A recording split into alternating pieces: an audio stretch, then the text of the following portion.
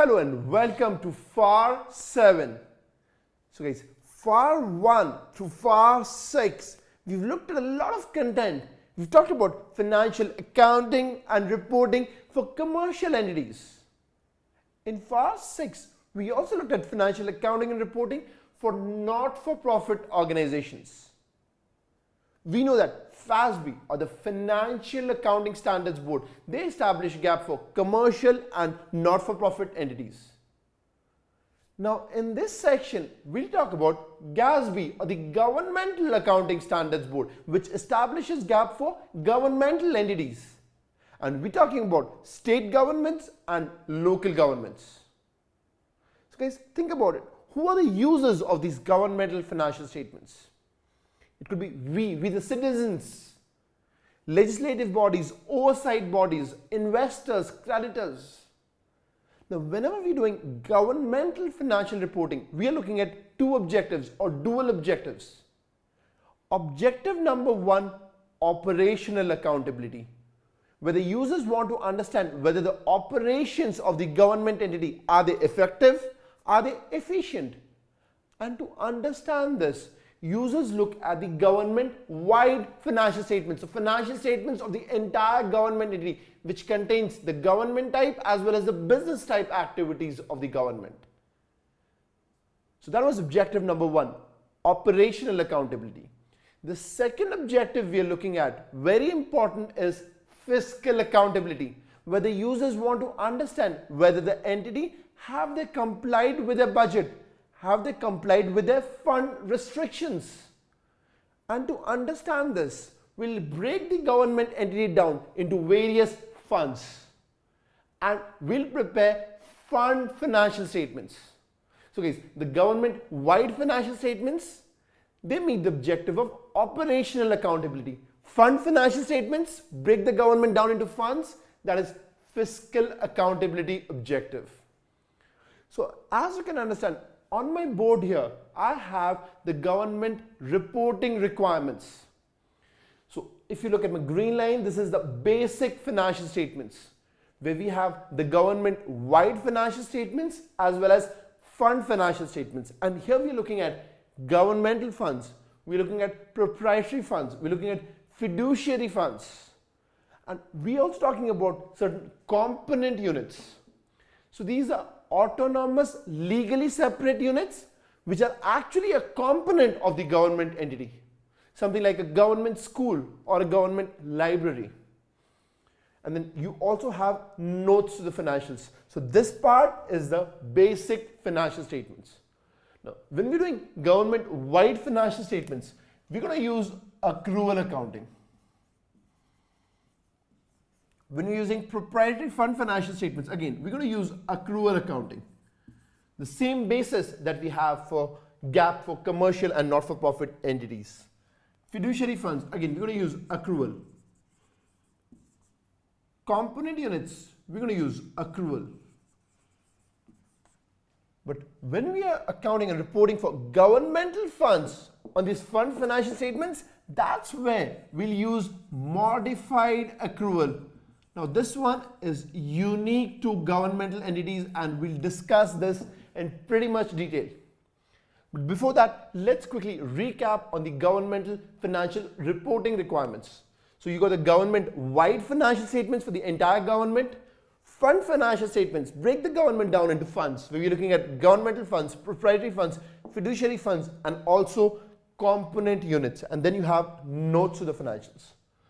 Now, before these basic financial statements, you have MD&A, which is management discussion and analysis by the governmental entity. After these basic financial statements, you have required supplementary information other than MD&A. Why other than MD&A? Because MD&A, that's already there before the basic financial statements. So here we'll talk about pensions, we'll talk about budgets, we'll talk about infrastructure. So all these are other required supplementary information, RSI. Now, generally what we've seen in practice is local governments and state governments, they have more extensive reporting presentation than these GAAP requirements here. So GAAP requires only so much, But the governments, they go ahead and they present more. So even before this, they have an introductory section. After presenting all this, they present a statistical section. So this extensive reporting is called the Comprehensive Annual Financial Report, CAFR. Now that's optional, that's not GAP requirement. So GAP requires MD&A, basic financial statements and the required supplementary information. And we're talking about GAP for governmental entities, which is established by the GASB, the Governmental Accounting Standards Board. On page 2 of FAR 7, we're talking about standards for governmental accounting and reporting. Now these standards are established by highlight GASB or the Governmental Accounting Standards Board.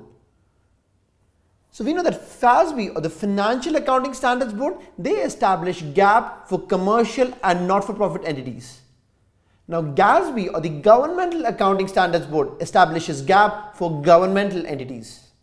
And highlight category A, most authoritative, is GASB statements and interpretations. Now on the third bullet there, we're talking about auditors of governmental entities.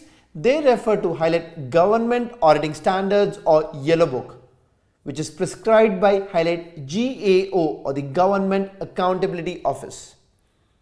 Now we'll talk in detail about governmental auditing in refer audit 7.3. So in FAR 7, we're talking about governmental accounting. When we get to audit 7, we'll talk about governmental auditing. Move to page 3, where we're talking about the reporting entities of governmental entities. Put a box around dual objectives. Now the first objective is highlight operational accountability, which is reflected in highlight government-wide financial statements.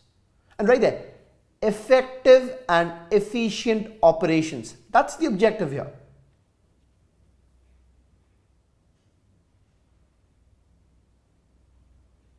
Next one, highlight fiscal accountability, which is reflected in highlight fund financial statements. And the objective here is budget compliance.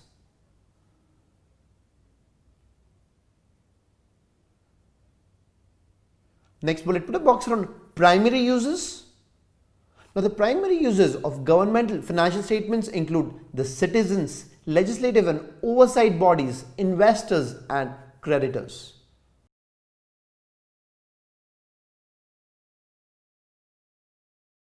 Turn on to page 4. We'll be talking about the reporting entity for governmental financial statements. Highlight primary government. Now this includes highlight governmental funds plus proprietary funds plus fiduciary funds. Now the primary government here could be any of the following: highlight state government and highlight local government. Right there, not US federal government. And separate standards not tested on the CPA exams. So you got a separate set of standards for the US federal government. Good news, it's not there on your CPA exams. Come down on this page, highlight component unit and highlight autonomous legally separate unit. Now there are two conditions for a unit to be a component unit. Highlight raises and holds economic resources for the direct benefit of the primary government. And the next one, highlight close financial relationship with the primary government. So a good example is a school district or a library society that raises money which will go to the government that operates the school or library. Moving to page 5, we're looking at governmental reporting and presentation requirements. We're going to start with management's discussion and analysis. So right there, MD&A equals required supplementary info.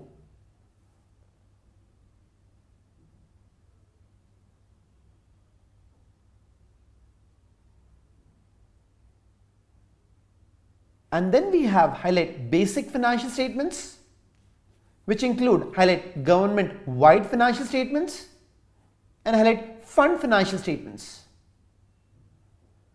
Within the fund financial statements, we're going to have highlight governmental funds, highlight proprietary funds, highlight fiduciary funds, and we have highlight component units. For government-wide financial statements, right there, accrual, because we're going to use accrual basis for government-wide financials. Now, under fund financial statements, for governmental funds, write modified accrual. Because for governmental fund financial statements, we're going to use modified accrual basis. For proprietary funds, write accrual. Fiduciary funds, again, write accrual. And even for component units, we're going to use accrual basis of accounting. So we start with MD&A, then we have the basic financial statements, which includes the government-wide financial statements, the fund financial statements, and notes to the financials. And after the basic financial statements, we have required supplementary information underlined other than MD&A, which includes information regarding pensions, regarding budgets, and infrastructure. Turn on to page 6 and highlight CAFR, or the Comprehensive Annual Financial Report, and highlight optional reporting, not a GAAP requirement. So now the Comprehensive Annual Financial Report is more extensive presentation than what is required by GASB. So if you look at the presentation, it starts with an introductory section which contains a letter of transmittal, an organization chart, list of principal officers. And then you have the reporting and presentation requirements by GASB. So you got MD&A, government-wide financial statements, fund financial statement, notes to the financials, and required supplementary information other than MD&A. So put a bracket there and write required by GASB.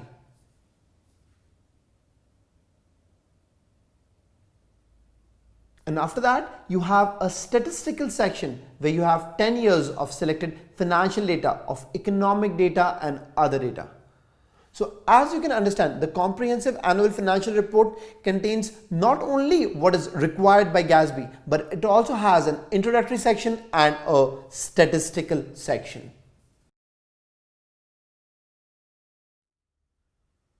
So governmental GAAP requires reporting of government-wide financial statements and the fund financial statements. So if you look at this three classification of funds: governmental funds, proprietary funds, and fiduciary funds. Now let's look at all the fund types within these fund classifications.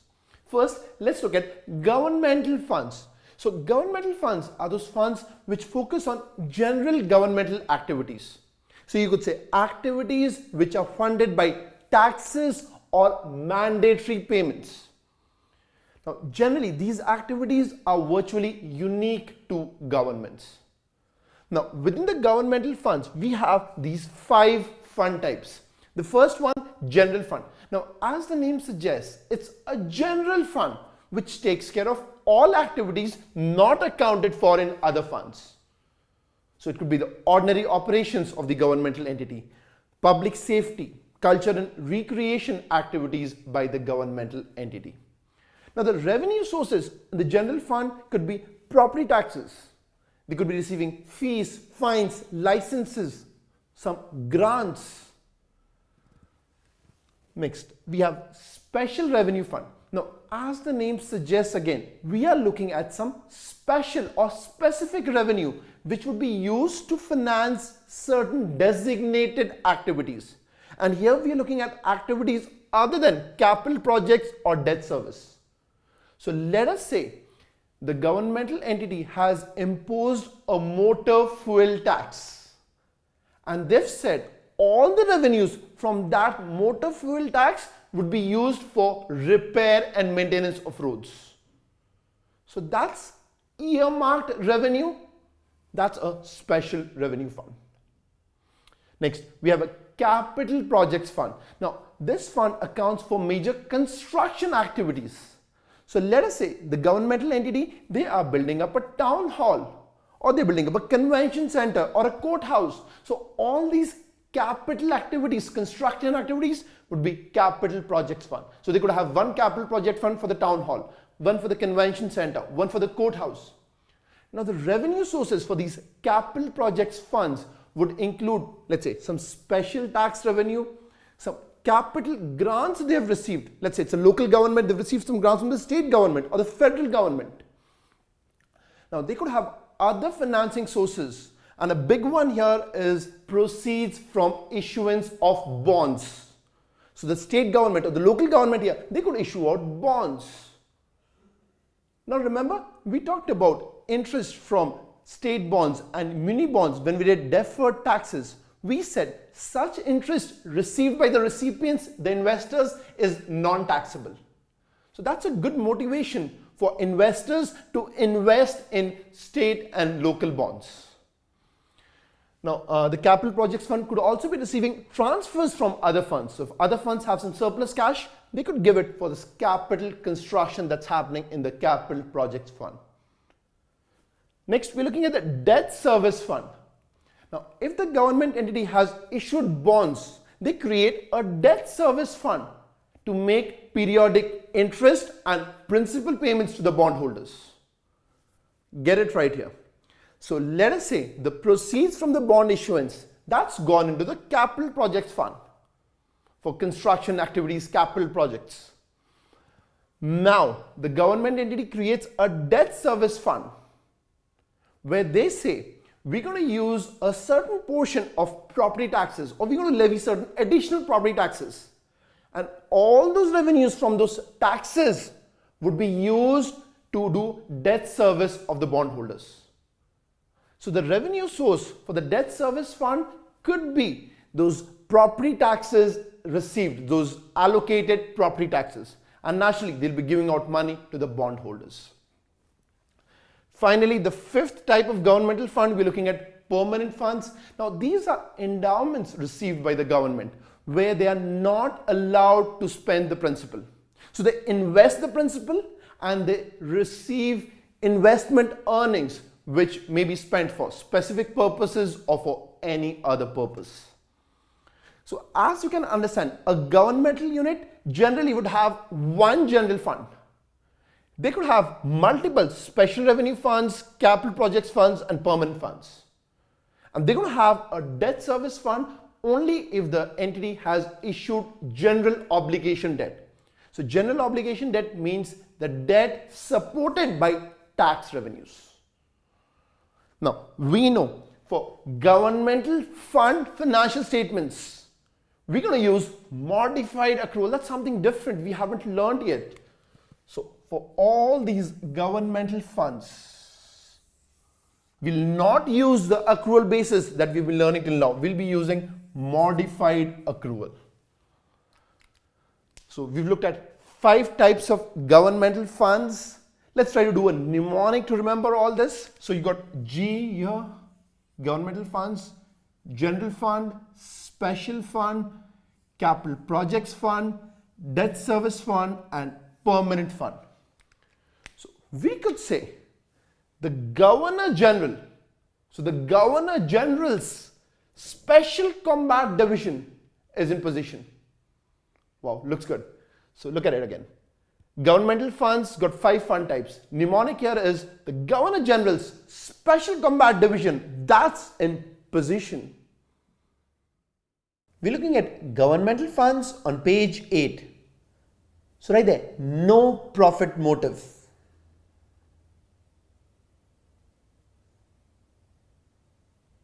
Governmental funds, they use highlight modified accrual accounting, which is based on highlight current financial resources approach. Now we got 5 types of governmental funds, and your mnemonic to remember that is Governor General's Special Combat Division is in position. So fill in the bubbles G, G, S, C, D and P.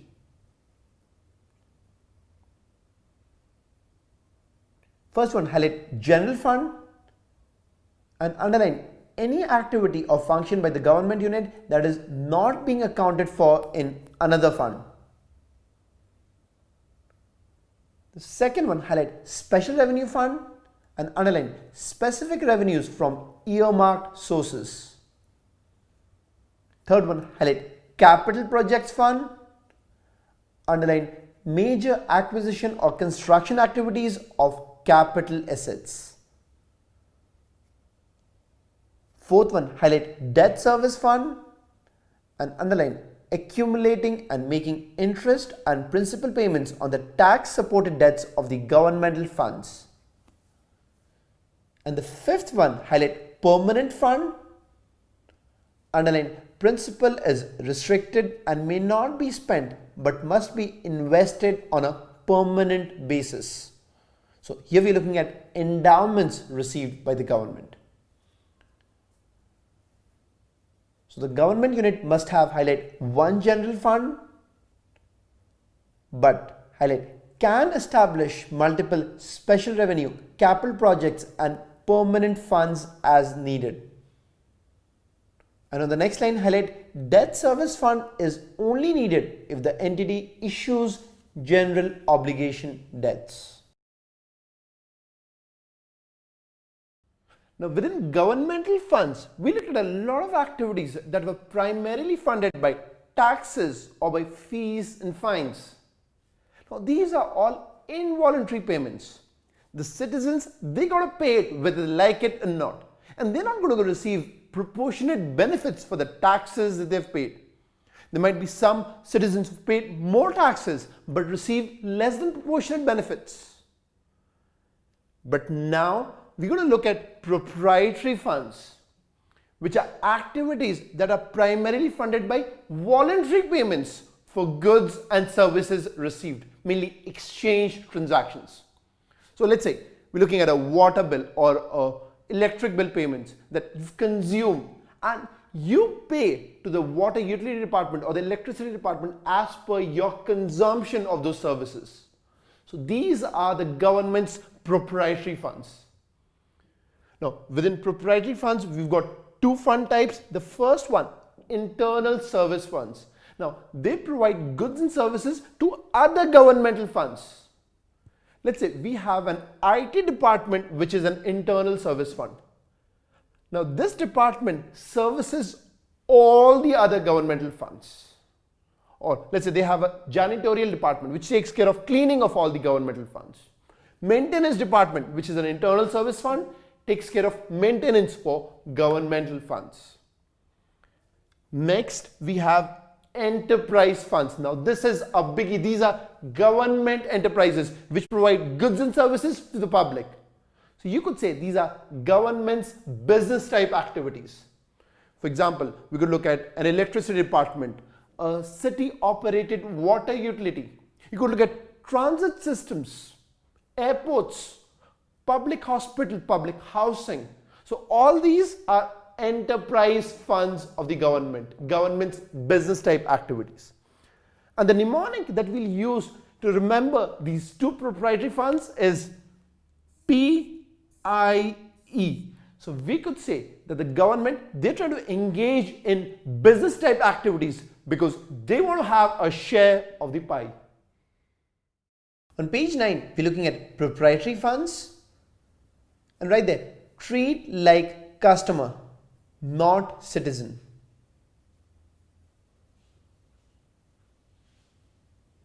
So the proprietary funds, they are for activities that are primarily funded by voluntary payments for goods and services by users who are treated as customers, not citizens.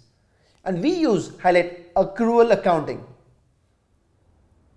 which is based on highlight economic resources approach. Now you've got two types of proprietary funds, and your mnemonic to remember that is that governments, they run businesses to get a share of the pie. So fill in the bubbles, PIE. Highlight internal service fund and underline renders services or provides goods to other funds within the government entity. Examples include the maintenance department, IT department, janitor department, or a motor pool. Next, highlight enterprise fund and underline activities financed by voluntary payments for goods and services rendered to the payers. Examples include a city operated water utility, airports, transit systems, public hospitals, public universities, public housing, post office. Now, a government may highlight establish multiple enterprise and internal service funds as needed.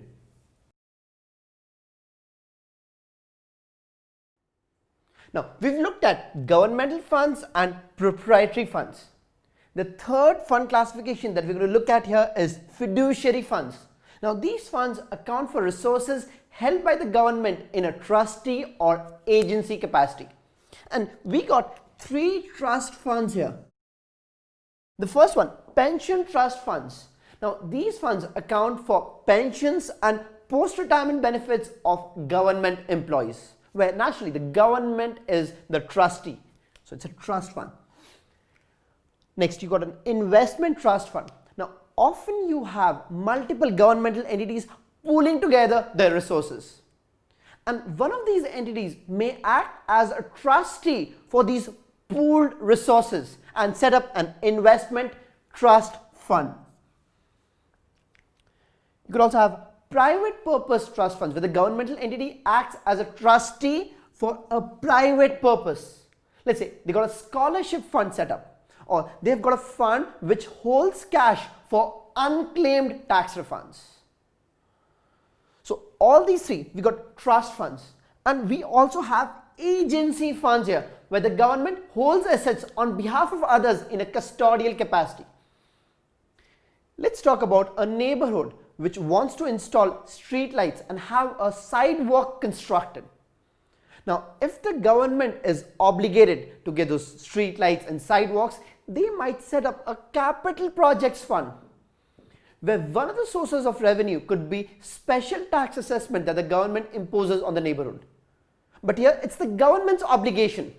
So if the tax proceeds are not sufficient, the government, the capital projects fund, would have to arrange cash from other sources to make sure the job is done.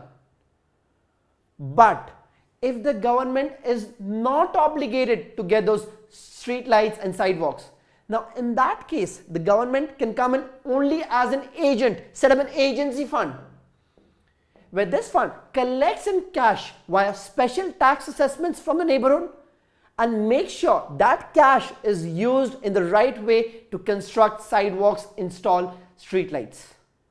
Now here, the government does not have to put in any dollars because the government is not obligated. It's only acting as an agent in a custodial capacity. So we'll talk about agency funds, where we'll see that assets equals liabilities. The governmental entity has no equity in agency funds. So that's all about fiduciary funds, where you have trust funds or agency funds. And I'll give you another mnemonic to remember all these four fund types within fiduciary funds. So we got F, P, I, P, and A. So you could say that it's high time you go out and you finalize your pension investment with a private actuary. So guys, that's your mnemonic to remember fiduciary funds. On page 10, we're looking at fiduciary funds, which include trust and agency funds. Now to account for fiduciary funds, we're going to use highlight accrual accounting, which is based on highlight economic resources approach. Your mnemonic to remember the four fiduciary funds is finalize your pension investment with a private actuary. So fill in the bubbles F, P, I, P, and A. For the first three types of fiduciary funds, draw a bracket and write trust. For the fourth one, write agency. So we're looking at trust and agency funds. For trust funds, highlight pension trust fund. highlight investment trust fund, and highlight private purpose trust fund. Then highlight agency fund. Now, a unique characteristic of agency funds is that highlight all of the assets held belong to others. Highlight held in a custodial capacity. So the assets are always equal to liabilities, and the agency fund has highlight no equity. Now, a good example of an agency fund is highlight special assessment, let's say for street lights or sidewalk. Now, if the government is obligated for the street lights or sidewalk, that makes it a capital projects fund. But highlight government not obligated, that's when it's an agency fund, where the government collects special assessments from the residents of the locality and makes sure it acts as a custodian to get the street lights or the sidewalks up and running. So that's an agency fund, where all the assets in the fund, they belong to others. Now, we said we're going to use modified accrual accounting for governmental funds. Now, under modified accrual, the objective is budget compliance, where we say all revenues of the period are intended to cover the spending of the period. And you recognize revenue when it's measurable and available. There's no concept of earnings here. Think about it. The government imposes taxes. It does not earn it. So I said all revenues of the period are intended to cover the spending of the period, whether the spending is on paying salaries or on buying PP&E. So let's say both police officers' salaries and police cars are expenditures. And note, I said expenditure, not expense. Now, in short, the focus here under modified accrual is on one period, on a single period at a time. And the future periods are essentially ignored. Now, let's build it up further by looking at accrual versus modified accrual. So, on my board here, I'm going to do accrual and then modified accrual.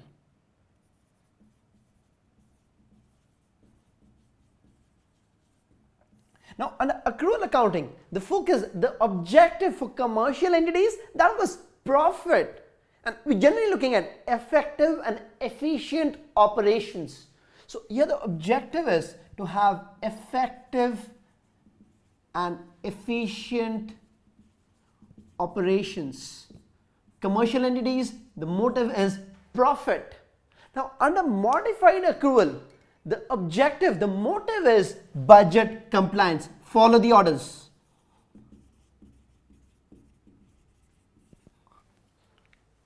Now, we know that we're going to use accrual accounting for commercial entities, for not-for-profit entities, even for governmental entities when we're doing government-wide financials or when we're doing proprietary funds, fiduciary funds, component units. But when we are preparing fund financial statements for the governmental funds, that's when we're going to be using modified accrual. Under accrual accounting, we follow something what we call economic resources approach, where we look at all available resources to an entity. But under modified accrual, we follow financial resources approach, where we're just looking at the current resources. Remember, I said one period at a time. So under accrual accounting, we'll call it economic resources approach. For modified accrual, we'll call it financial resources approach. So this is all available resources, and here we're looking at current resources only.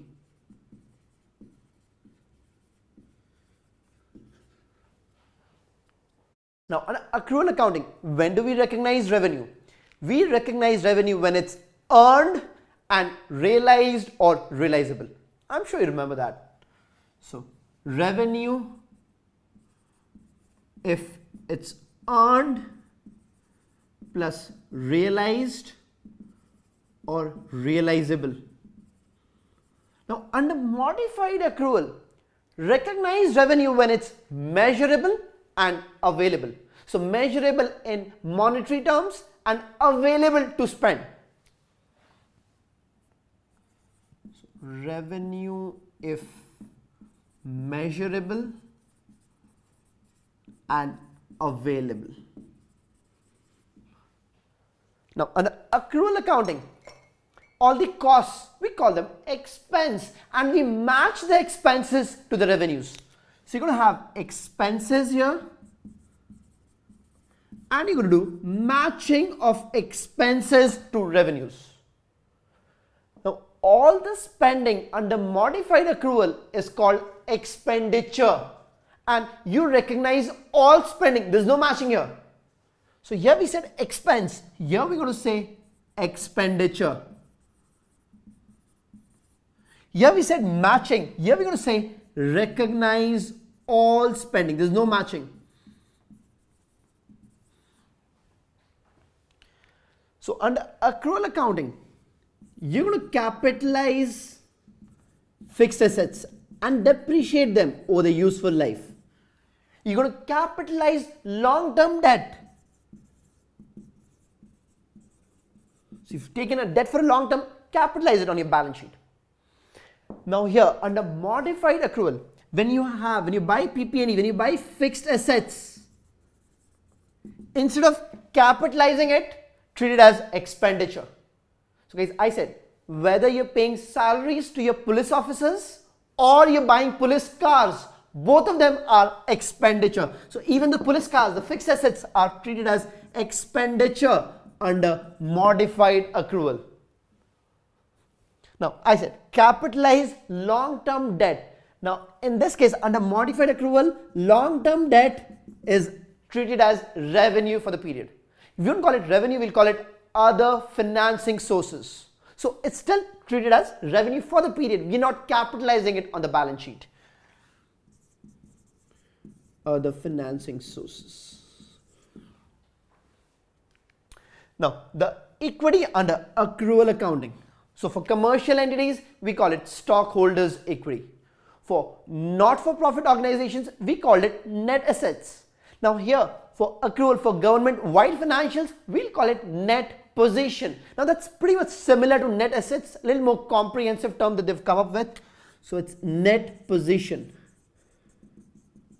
Now if you remember, when we did FAR 6, not-for-profit organizations, we know that net assets could be unrestricted or restricted. Now restricted, we had temporary restriction and permanent restriction. So here when we're looking at net position, first we look at invested. So if it's invested in capital assets, infrastructure, we look at restricted and we look at unrestricted.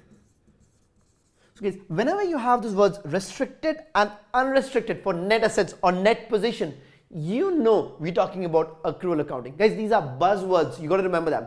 So we did FAR 6 not-for-profit organizations, we talk about restricted, unrestricted net assets. Here we're talking about restricted or unrestricted net position, pretty much similar. But under modified accrual, we are looking at fund balance. So the equity here was net position, the equity here is called fund balance. Now for fund balance, you could have reserved or unreserved. Here you had restricted, unrestricted. Here we're looking at reserved or unreserved.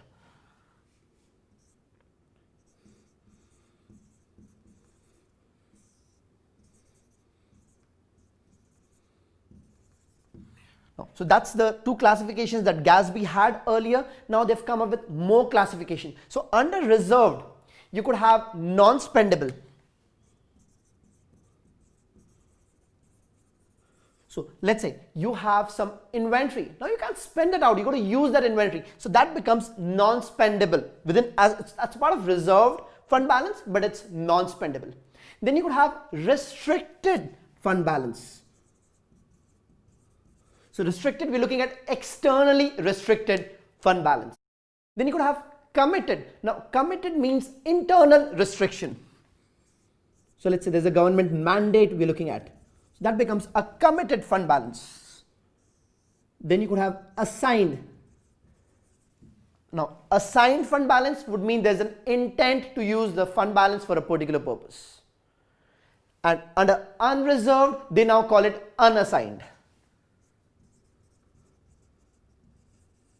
So as you can understand, earlier we had these two classifications, reserved and unreserved, for modified accrual fund balances.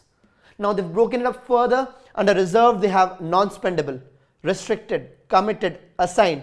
Unreserved, they call it unassigned. But we'll stick to reserved and unreserved for fund balance. And for net position, we're looking at restricted and unrestricted. So guys, as you can understand, we're looking at operational efficiency and effectiveness here. We're looking at budget compliance here. We're looking at all available economic resources approach under accrual accounting. Here we are looking at just the current period, financial resources approach. Here it's revenue if it's earned and realized or realizable. Here, if it's measurable and available, it's revenue. Here we call it expense, match it to revenues. Here it's called expenditure. That's an important buzzword for you. You capitalize fixed assets. Fixed assets is expenditure here. Long-term debt, here long-term debt is revenue, other financing sources. Here you call it net position, and here you call it fund balance. So that's the equity. So net position, it could be restricted, unrestricted. Fund balance, it could be reserved or unreserved. Now, whenever you're looking at fund accounting, each fund is sort of a separate entity with a self-balancing set of accounts. So as you can see, we're looking at budget compliance under modified accrual. So what we'll do is we'll have a separate set of budgetary accounts. Guys, the focus here is budgetary compliance. So why not have a separate set of budgetary accounts? So we look at that.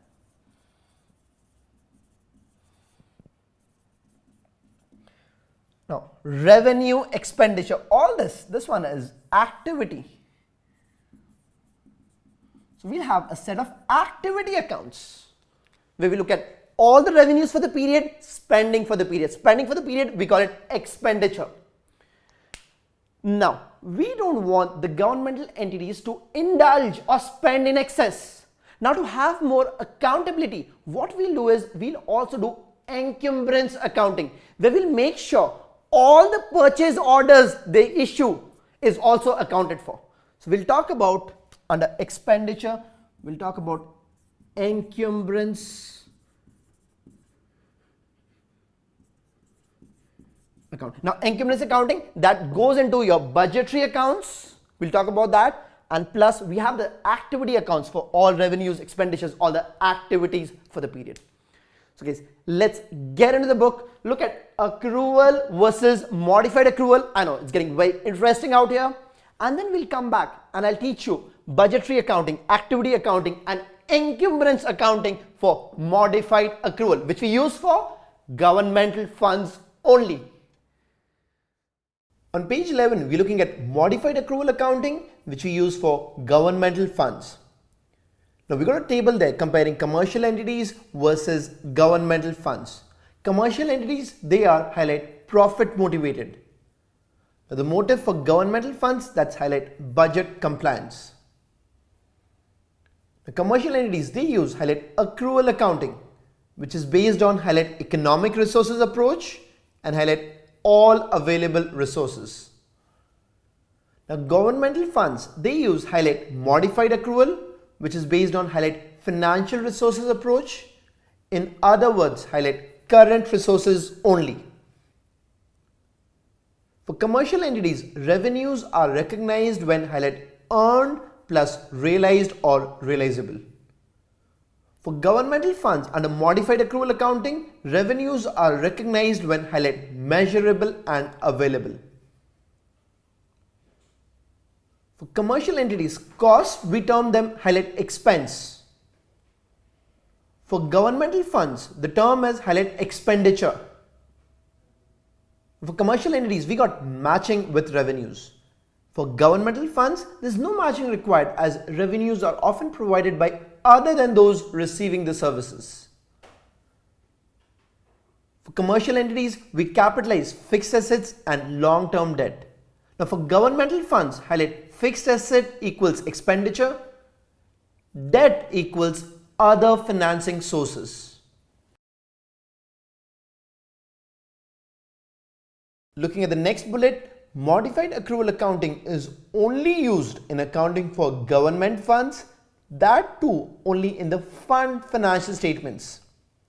So we got the basic financial statements out here. We start with government-wide financial statements where we use accrual accounting. Then on the fund financial statements, only for governmental funds, we're going to highlight modified accrual accounting. And to emphasize this point further, right there, for governmental funds only.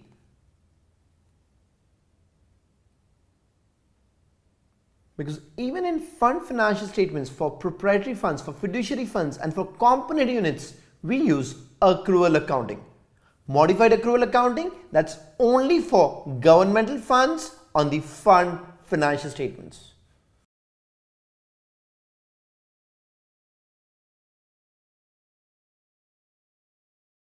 On page 12, we got some notes on modified accrual accounting. Highlight interperiod equity concept. Now, under modified accrual accounting, government activity is evaluated with highlight focus on a single period, one period at a time. Now, the implications of the interperiod equity concept are highlight revenues of the period are intended to cover the spending of the period. And also highlight future periods are essentially ignored. Then under modified accrual, highlight each fund within the governmental funds is treated as a separate entity with a self-balancing set of accounts. So we look at budgetary accounting. We'll have activity which represents the flow of current resources, and we'll also look at encumbrance accounting, which is used to record purchase orders. On page 13, we got the measurement principles under modified accrual. Highlight revenues. Now, revenues are recognized when they are highlight measurable and available to spend. Next, highlight costs.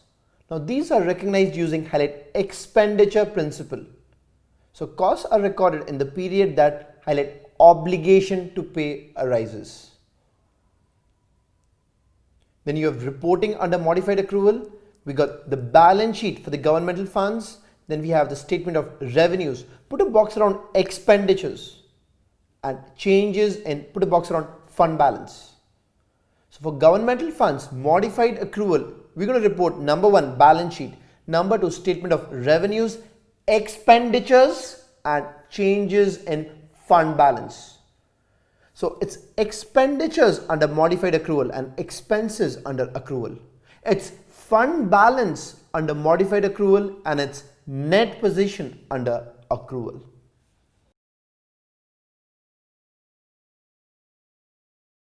On page 14, we're looking at classifications for highlight fund balance. Right there, accrual equals net position.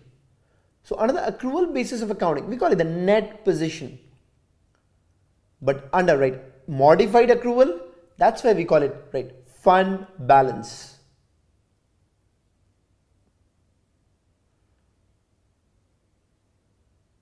Now earlier we only had 2 classifications of fund balance. So right there, earlier highlight reserved fund balance versus highlight unreserved fund balance. Now they have broken down the reserved fund balance into non-spendable fund balance, restricted fund balance, committed fund balance and assigned fund balance. So right there, new classification, highlight non-spendable fund balance. So these are funds that cannot be spent as they are not in spendable form. Good example, highlight inventory. Next, highlight restricted fund balance. So these are funds that are highlighted externally restricted or restricted by law. Next one, highlight committed fund balance. So these are funds which are highlighted internally restricted.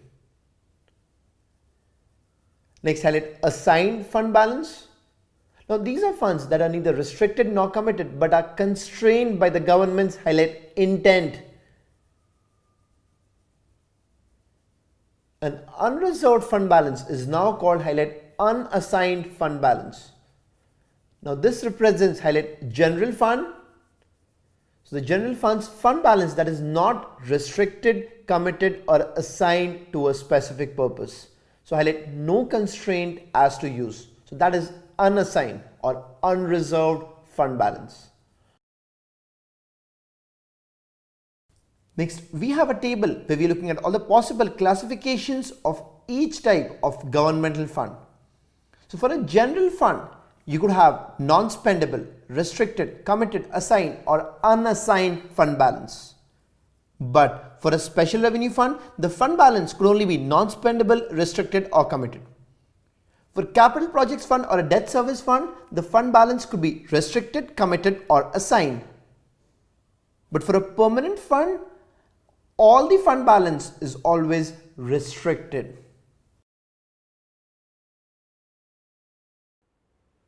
Let's start with looking at budgetary accounting and modified accrual for governmental funds.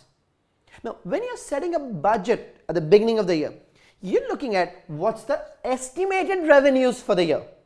Now, most of those estimated revenues for governmental funds, they're going to be non-exchange revenues like taxes, like fees, fines and penalties. They're also going to look at estimated other financing sources. So one of the other financing sources could be debt, let's say proceeds from issuance of bonds, or it could be operating transfers that a fund is expected to receive from other funds. So let's say we're looking at a capital project fund which is expecting some operating transfers to come in from the general fund. So that's an other financing source for capital projects fund. Now for budgetary accounting, we're looking at estimated revenues, not actual revenues. We're looking at estimated other financing sources, not actual, because at the beginning of the year, we don't know what's going to happen. We are just estimating, just expectations right now. We also look at appropriations, which are expenditures expected to occur during the period. We'll also look at estimated other financing uses. So that's the expected operating transfers to other governmental funds. So when I said there's some operating transfer which is expected to happen from the general fund to the capital projects fund. For the capital projects fund, it's other financing sources. For the general fund, it's other financing uses. Now guys, even commercial organizations, not-for-profit organizations, they got budgets, they got targets, but that's for the internal purposes. But now here, for governmental funds which are using modified accrual, where the focus, the objective itself is budget compliance, we want to have separate budgetary accounting, separate journal entries for budgets. So you could say that these governmental funds, they're having two parallel set of books. Number one, the budgetary books, and number two, the actual activity books. Now, when the budget is approved at the beginning of the year, you pass an opening entry. If there are any budget amendments during the year, you make entries for those amendments. And then at the end of the year, you close off the budgetary accounts. So actually nothing from these budgetary books actually appears on the government fund financial statements. It's more to emphasize on budget compliance and accountability for resources.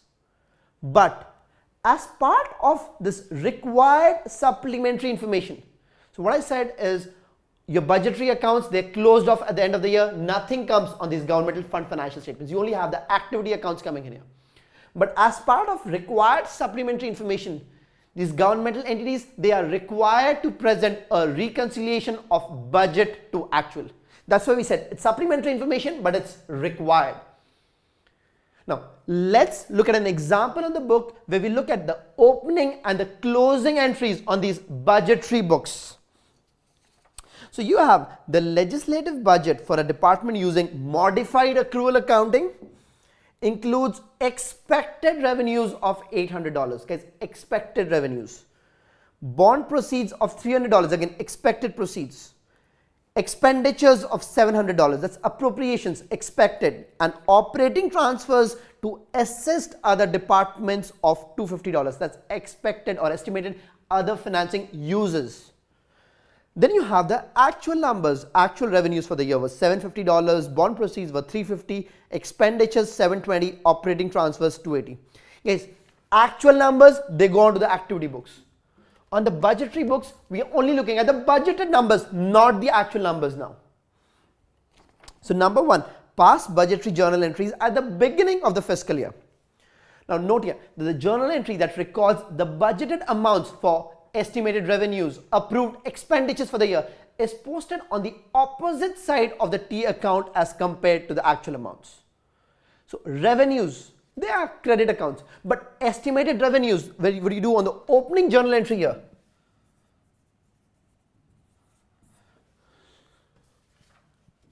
So instead of having revenues on the credit side, you'll have it on the opposite side. So you'll have debit for estimated revenues, not revenues, but estimated revenues. That's $800. Now you have estimated other financing sources. Let's say they've got debt here coming in, proceeds from bonds. So again, instead of that being a credit as it happens on the activity books, on the budgetary books, we're going to have a debit for that. So you're going to have estimated other financing sources. And this one is $300. Now when we're looking at estimated or expected expenditure, we call it appropriations. Expenditure, that's a debit account. But for budgetary purposes, we're going to post it on the opposite side, on the credit side. So on the credit, you're going to have appropriations. This is expected expenditure of $700. And then you have estimated other financing uses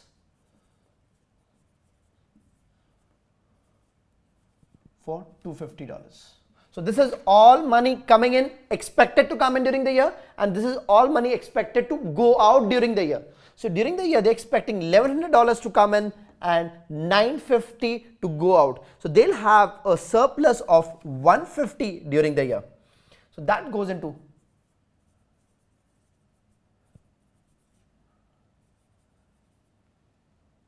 budgetary fund balance unreserved. Now guys, we know fund balance unreserved. We got fund balance here. Under modified accrual, the equity is fund balance. But here, because it's the budgetary books, we'll call it budgetary fund balance. Now, this was the original opening journal entry. Now, if there are any amendments to this budget, you pass similar journal entries. So it could be plus or minus. You could have more estimated revenues, more appropriations approved. And at the end of the year, you got to close it all off. So let's look at the closing journal entry now.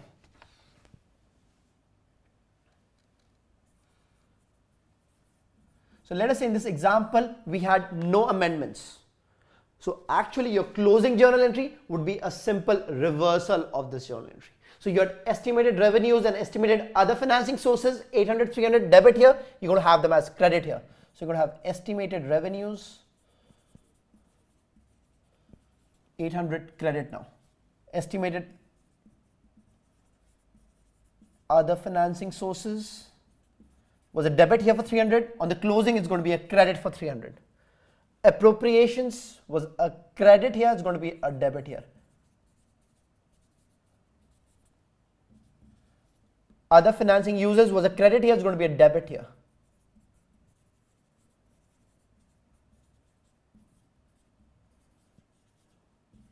The budgetary fund balance unreserved, guys, this is not the fund balance account, this is the budgetary fund balance. You got to look at these important buzzwords. We're looking at estimated revenues, budgetary fund balance, not expenditure, appropriations, estimated. So this one was a credit here, it's going to be a debit here.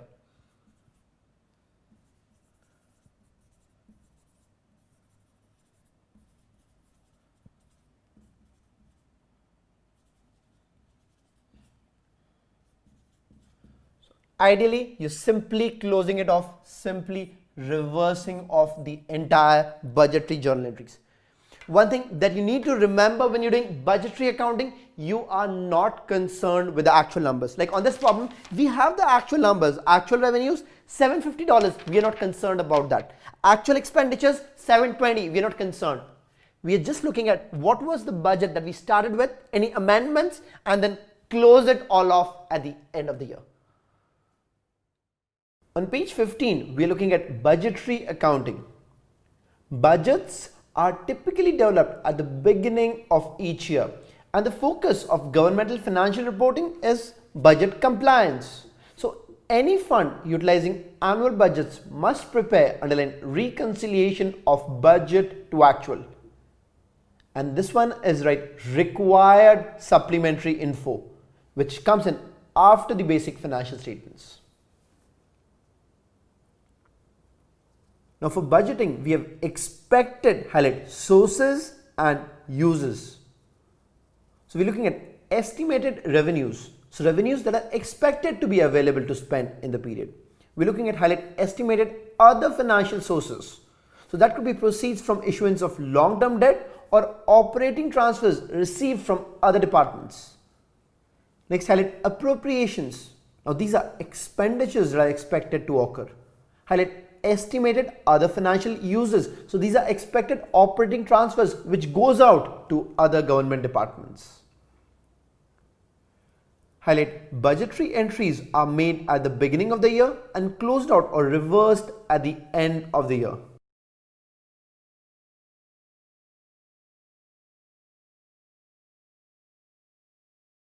Looking at the example on this page, for the first journal entry there, write budget setup. And highlight posted on the opposite side of the T account. So when the budget is being set up, estimated revenues and estimated other financing sources, they are debited, whereas appropriations and estimated other financing uses, that's credit. The plug is budgetary fund balance unreserved. For the second journal entry, write close budget. That's the reversal of the budget at period end. So highlight reverse the budget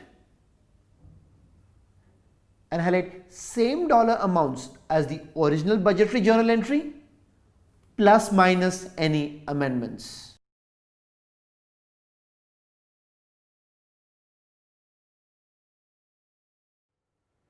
So we're looking at modified accrual accounting that we use for governmental funds on the fund financial statements. Now we start with budgetary accounting. Now let's move to activity, and we're going to start this with revenues. Now we know that revenue under modified accrual is recognized when it's measurable and available to spend. Now available to spend here means that it's either collectible in the current year, current period, or within 60 days after year end. But if revenue is billed or collected in advance, that's treated as deferred revenues, as it would be used to meet the expenditure for the period it relates. So let's say next year's revenues have been received today, that's deferred revenue, similar to what we have in accrual accounting. Now revenues here that we're looking for governmental funds, they could be exchange or non-exchange. Most of it is non-exchange, like taxes, fees, fines, penalties. A little bit of it could also be exchange revenues for goods and services. So let's get on the other side of the board, look at revenues under activity accounts.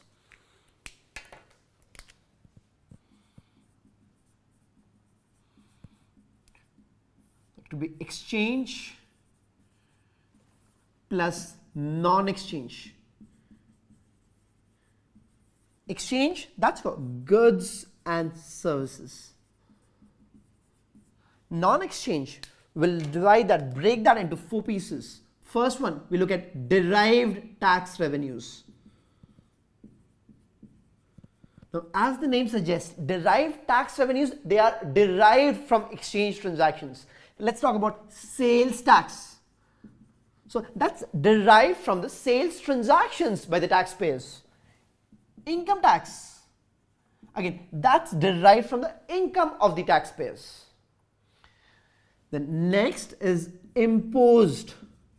So under imposed non-exchange revenues, good example is property taxes. So if you have a property, this property tax is imposed on you. Then you can have fines and penalties being imposed.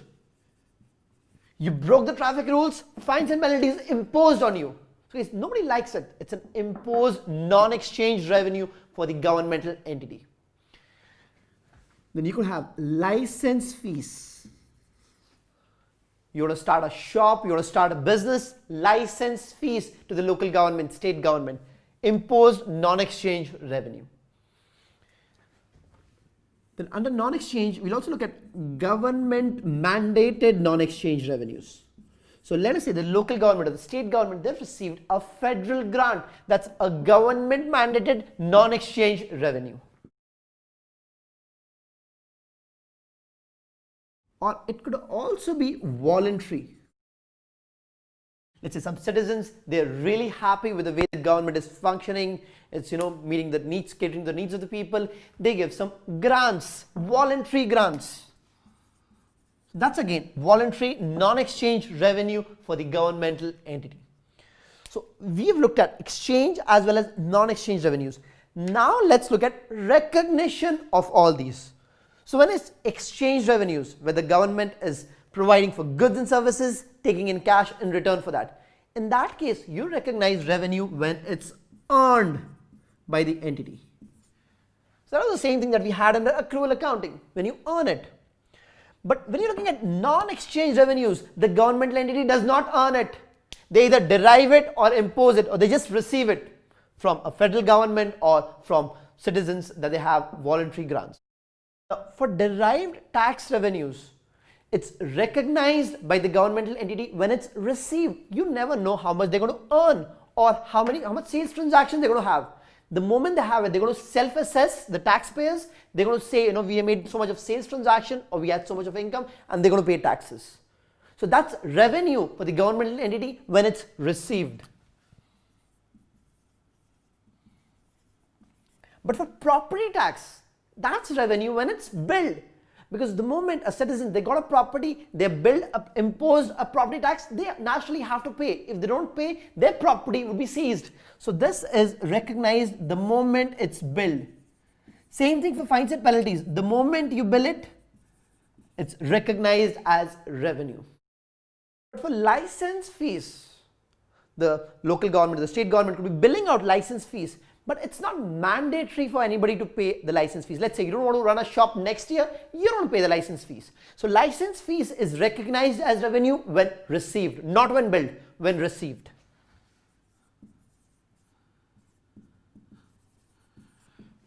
The government mandated non-exchange revenues as well as voluntary non-exchange revenues, these are recognized as revenues when the governmental entity is eligible or the eligibility requirement is met. That's all about, the blue pen is all about recognition of revenue.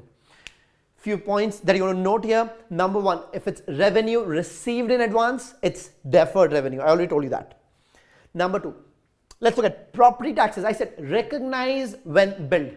Now, if the entity anticipates that there's going to be some bad debt, some uncollectibles for these property taxes that they've built out, they must recognize an allowance for those uncollectibles, allowance for those bad debts that they anticipate.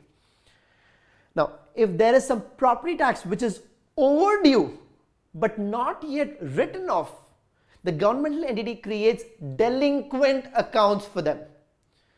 So guys, I understand there's a lot of stuff in here. Let's look at all of this on your book. On page 17, we're looking at highlight revenues.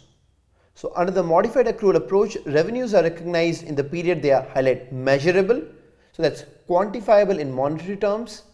Then highlight and available to spend. That's collectible in the current period or within, put a circle around 60 days after year end. So revenues that are not measurable are treated as available to spend once they are collected. Revenues billed or collected in advance are deferred until the appropriate future period. So for example, overpayments of taxes in one period which are being applied to the next are reported as, put a box around, deferred revenue. And right there, if received in advance. So revenue received in advance, that's deferred revenue. Now you got a chart here where we have exchange revenues versus non-exchange revenues. So under non-exchange revenues, you have derived taxes. You've got imposed non-exchange revenues, government mandated as well as voluntary non-exchange revenues.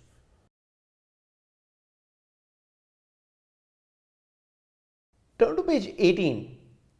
Highlight exchange transactions. So this is when goods, services or cash of equal value is exchanged. Now this is recognized as per GAAP when earned. So right there, recognize revenue when and write earned.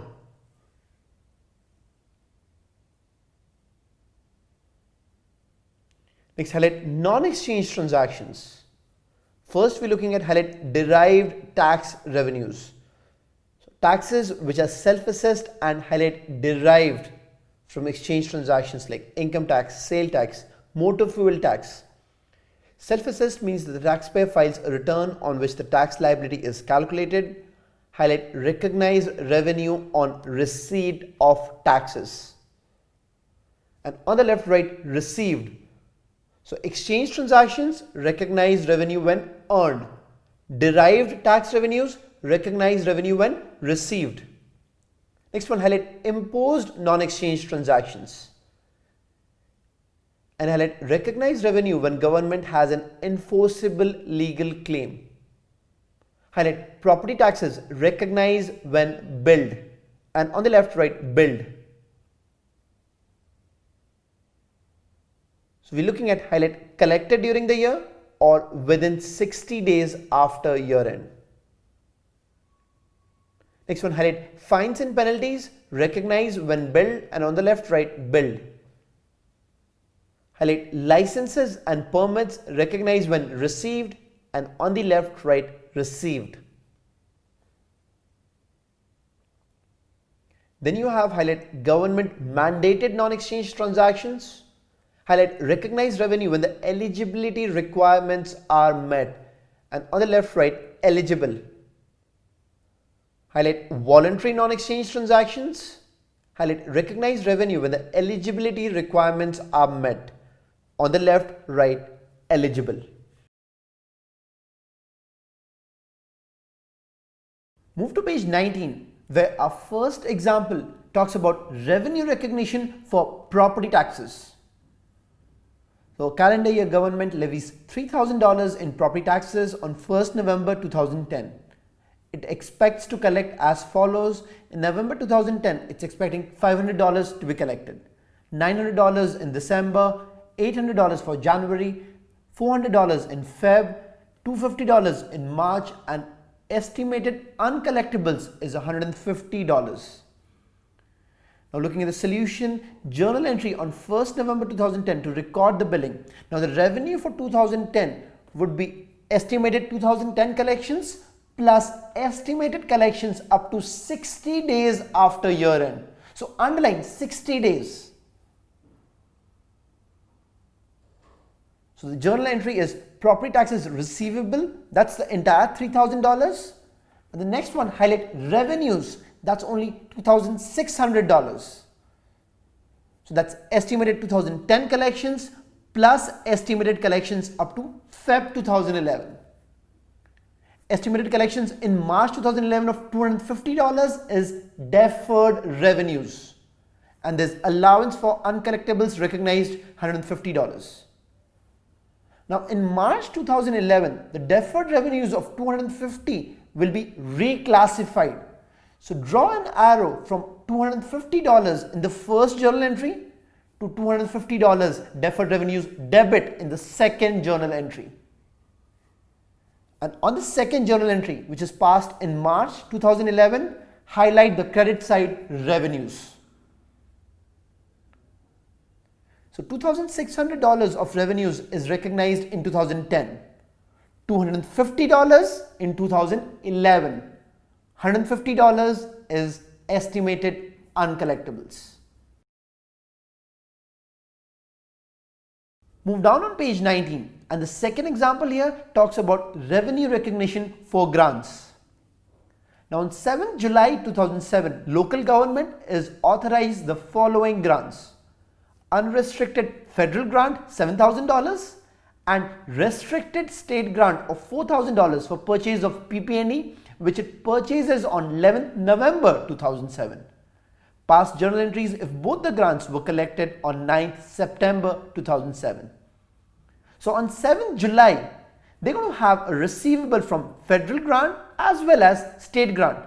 But only the federal grant would be recognized as highlight revenues because it's highlight unrestricted grant and is measurable and available. The receivable from state grant, that's a deferred revenue because the restricted grant is not available until the requirement is met. On 9th September, cash is received from both the federal grant and the state grant.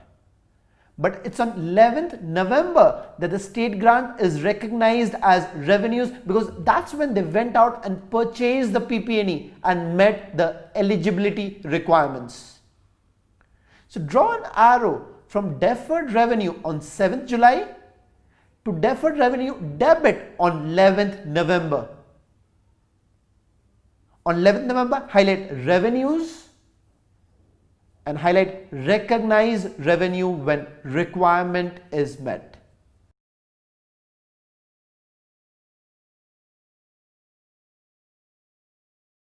Turn to page 20 and here we have a comprehensive example regarding uncollectibles. Now you can look it up on your own. I just want you to make a quick note here. Right there. Delinquent means overdue but not written off. When you create delinquent accounts for property taxes receivable and for allowances for uncollectibles, that means it's overdue but you haven't written it off yet. So we are looking at accounting for activities under modified accrual for governmental funds. Now we've looked at revenues and now let's talk about expenditure where our focus is on the current outflow of resources. So whether we're paying salaries or rent or buying PP&E, all that is expenditure for the period. Remember, we don't have fixed assets here. All fixed assets are expenditure. So whether you're paying salaries to police officers or you're buying police cars, all that is expenditure for the period. So naturally on the balance sheet for modified accrual, you're not going to have any fixed assets, but you would still have current assets like inventory, like supplies, like prepayments. Now for inventory, you have two options. Number one, you could use purchase method. Number two, you could use consumption method. Now purchase method, that's more like the periodic system of inventory where all the purchase, that's expenditure. Then at year end, you go out and count the amount of inventory in hand, which is recognized as inventory current asset on the balance sheet. The credit goes to reserved non-spendable fund balance on the equity section, fund balance section here. Remember I said under reserved non-spendable, that's the portion which is there in inventory. It's not spendable. That was the purchase method. The second method for inventory, you could go for consumption method. Now consumption method, that's more like the perpetual system of inventory where all the purchase is inventory. And as the items are consumed, consumption method, as they are consumed, they are recognized as expenditure. Now, when you're looking at expenditure, let's talk about classification of expenditure. That could happen on the basis of function or program, where you're looking at the overall purpose or the objective of expenditure. So there could be functions like, let's say, public safety, health and welfare, general government, education, disaster relief. Or you could classify by using organizational units or departments. That would be based on the government's organization structure. For example, when we're looking at public safety, you could look at the police department and the fire department. Now you could also classify expenditure on the basis of activity. So let us say when you're looking at the police department, they have activities like police administration, like crime control and investigation, traffic control. They do police training, support services. So that's activity-based classification of expenditure. You could also have object-based classification. That's the natural classification. So all salaries together, all rent together, all utilities together, all depreciation together. And finally, you could also classify on the basis of character. That means you're looking at the period which this expenditure is benefiting. So if it's debt service, that's benefiting the past periods. If you're looking at, let's say, salaries to police officers, that's the present period. If you're, let's say, looking at expenditure for police cars, that's going to benefit future period. So that's future outlay. So that means, you have a lot of ways wherein you can classify expenditure on the basis of function, on the basis of organization unit, activity, object, character. Lot of content coming from me, and you have all this right there on your book. We're looking at expenditures under modified accrual accounting on page 21. Highlight, focus is on the outflow of financial resources. So whether it's payment of salaries or purchase of PP&E, the journal entry is expenditure debit and voucher payable credit.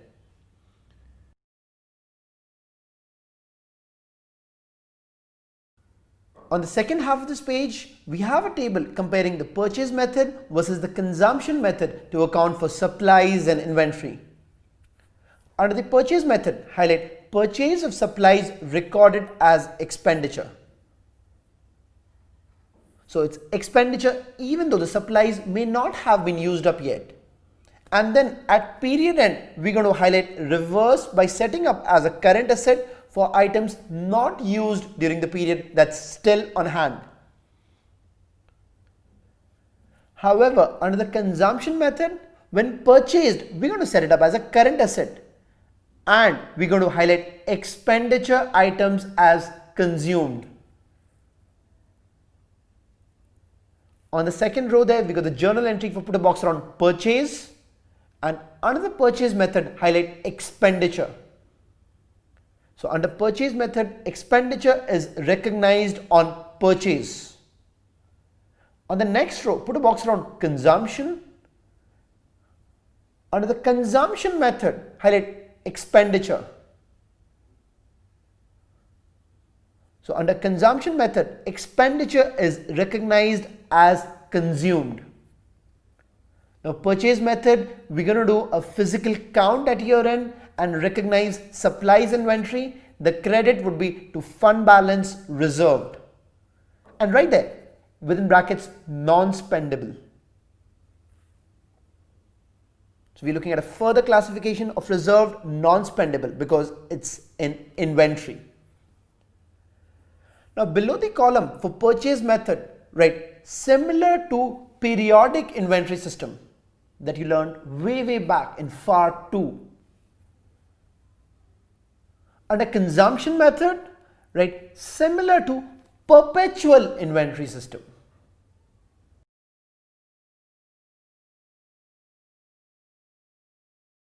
Turn to page 22 where we're looking at classification of governmental expenditures. Now on the statement of revenues, expenditures and changes in fund balance for governmental funds, we underline generally report expenditures by function. Now looking at all the possible classifications, highlight function or program. So this identifies the overall purpose or objective of the expenditure. A good example of function, highlight public safety. Other examples could be health and welfare, education, general government, disaster relief, defense. Next, highlight organizational unit or department. Now this groups expenditures based on the government's organizational structure. For example, highlight police department plus fire department, that's public safety. So within the function of public safety, you could have a police department and a fire department. Next, highlight activity. Now here we classify expenditures by activity, which allows the ability to measure economy and efficiency of operations. For example, highlight police department includes activities like police administration, crime control and investigation, traffic control, police training and support services. Then we have highlight object-based classification. So that's the natural classification. Examples highlight salaries, rent, utilities, supplies, depreciation. Next, highlight character. Now this identifies the fiscal period that the benefits are expected. For example, debt service, that's highlight past.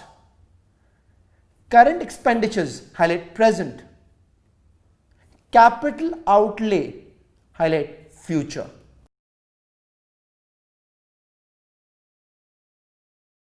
Move to page 23. We got fixed assets, right, equals expenditure, and within brackets modified accrual. So under modified accrual accounting, fixed assets are considered expenditures.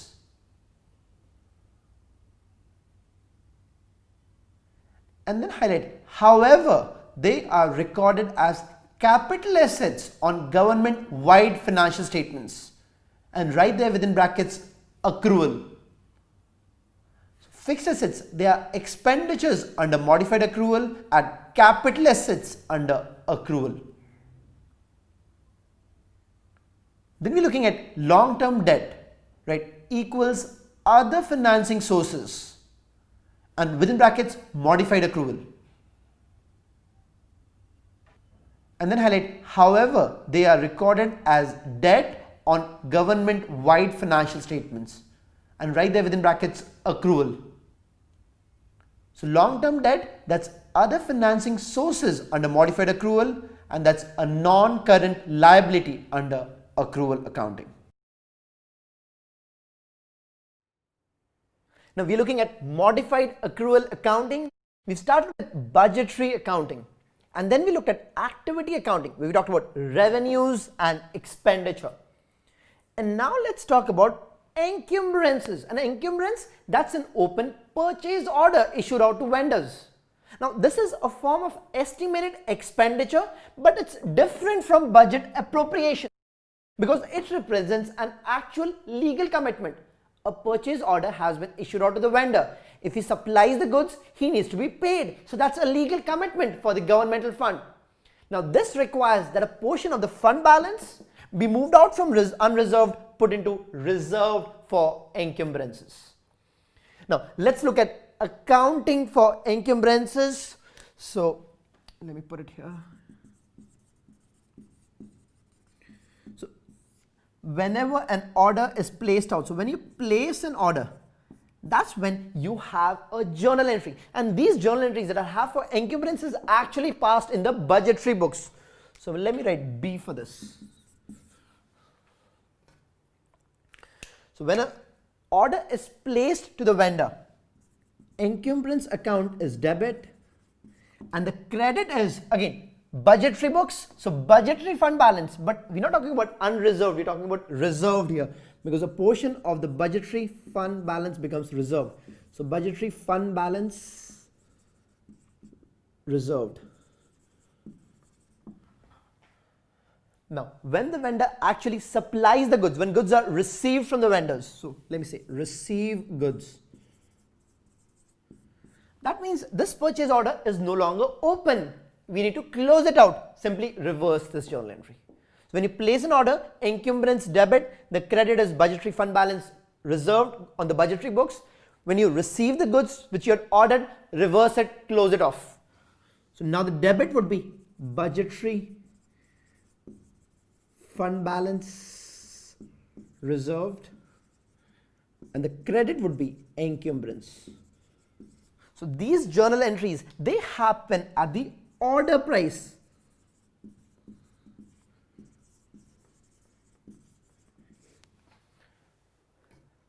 Now looking at the activity books, when the orders are placed to vendors, is there any activity? No. But when goods are received, yes, we have an expenditure at this point. So at this point when the goods are actually received, we'll also have an entry on our activity books. So let me call it expenditure. And this one is happening on the activity books. So on the activity books, when the order is placed, there's no journal entry. But when goods are received, that's an expenditure debit. And goods are received on credit. Instead of creating accounts payable, we'll call it vouchers payable.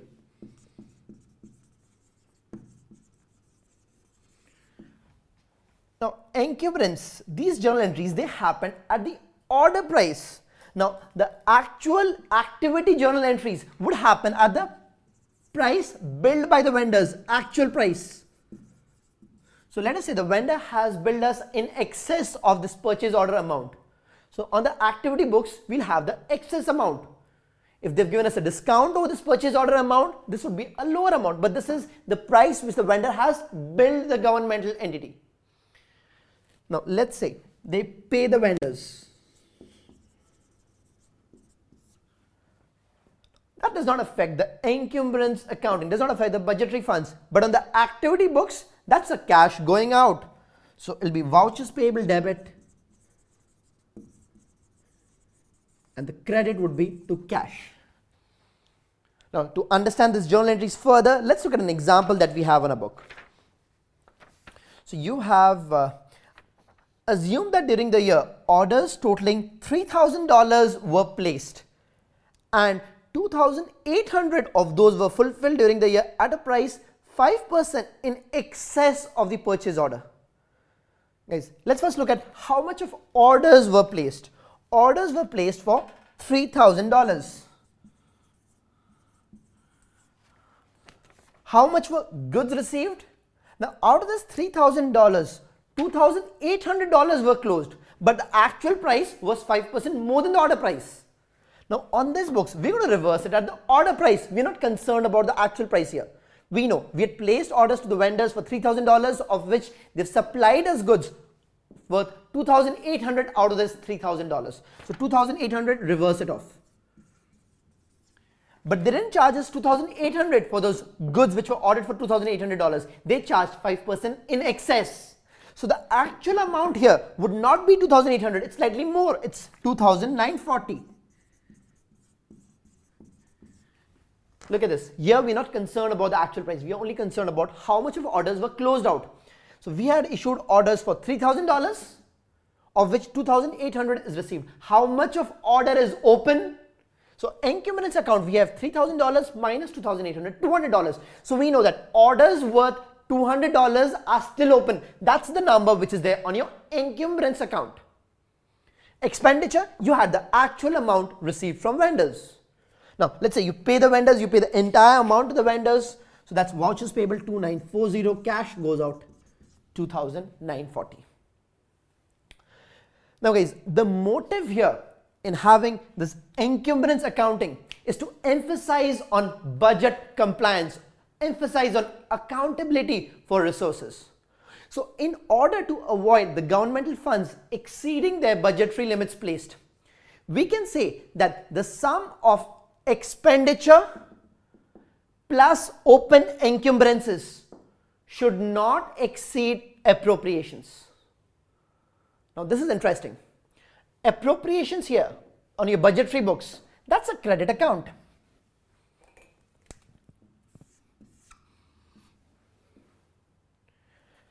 Encumbrance, again on your budgetary books, that's a debit account.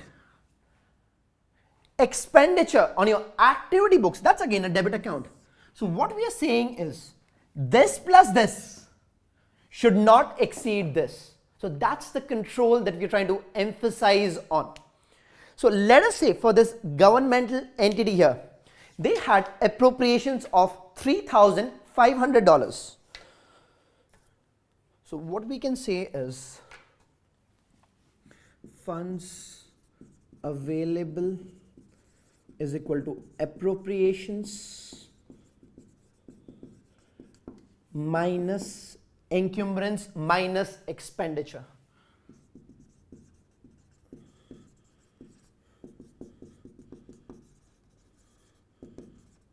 So let us say the appropriations for this particular governmental entity that we have the example here is $3,500. Now when they issued out orders for $3,000, so that was $3,500 minus $3,000. How much more could they issue out? $3,500 minus $3,000. They could issue out $500 more. Let's see, this one is funds available.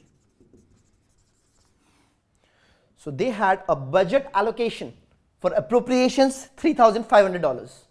They issued out orders for $3,000. That means they still had $500 more for which they could issue out purchase orders. Now, when they received the goods, How much was remaining in encumbrance? $3,000, they've received $2,800. How much is remaining here? $200. How much is the expenditure now? $2,940. Okay, the vendors have charged $140 extra. Now look at what's happening here. They had $500 funds available. Now the funds available is 3,500 minus 200 minus 2,940. That's only $360. The kind of control we are emphasizing here is we're saying you have certain amount of appropriations on your budget. You got to stick to that. That's very important. We are going to look at the amount of encumbrances, the purchase orders that you've issued, because the moment you issue a purchase order, that's a legal commitment. So we're going to look at the encumbrances, the open purchase orders, as well as the expenditure number. So we're going to compare this with this plus this. What's open here and what's actually the expenditure here. So this plus this should not exceed this. Now, if it appears that the budget will be exceeded, this plus this will exceed appropriations, then it's important that the governmental fund requests for a supplementary appropriation, a modified budget. But with the current budget, they got to stick to this. Now, this is very important. Now, let's look at the example again. So, we have placed orders, we've received goods, we've paid vendors. Let's say the year has ended. How much is lying in encumbrance? There's still $200 lying in here. Now, at the end of the year, we cannot have anything on the budgetary books. So, we saw here that whatever was there on the budgetary books was closed out at the end of the year. Similarly, we also need to close it out. What we'll do is, we'll again pass the same reversal journal entry for whatever is remaining. So, let's say these are goods received by the end of the year. These are goods not received. So, for goods not received by year end. So, that's the year end. Let's say 31st December that we're looking at. Goods not received by year end. Again, we're going to reverse it off by the amount not received. So, we're going to have debit of budgetary fund balance reserved. The credit is going to be to encumbrance.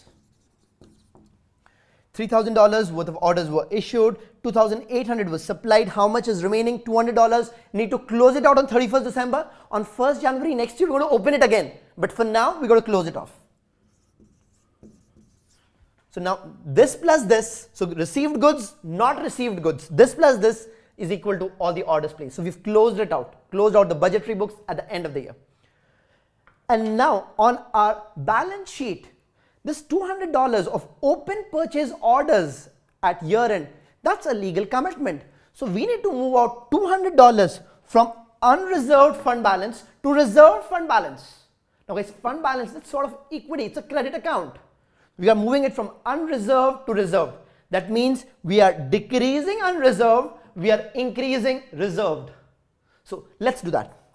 So decreasing unreserved, that means debit unreserved.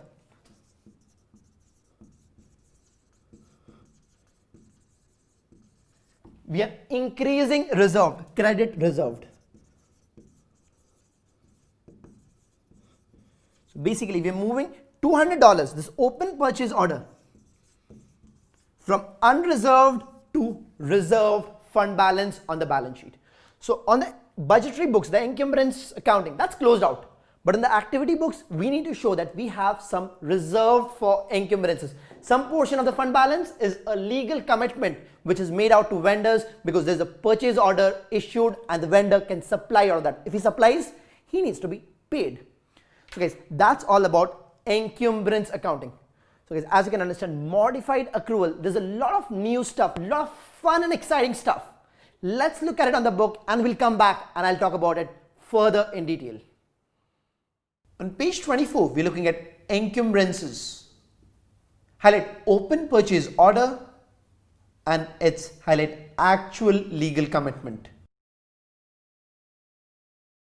Looking at the journal entries for encumbrance accounting, right, purchase order issued.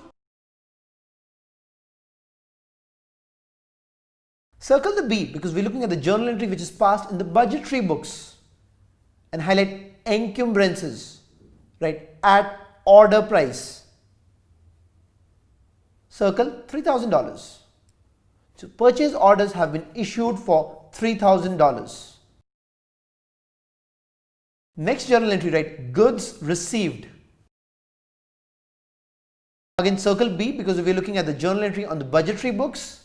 And on the credit side now, highlight encumbrances, write at order price. Circle $2,800. So orders worth $2,800 have been supplied by the vendors, but they've charged $2,940 for the same.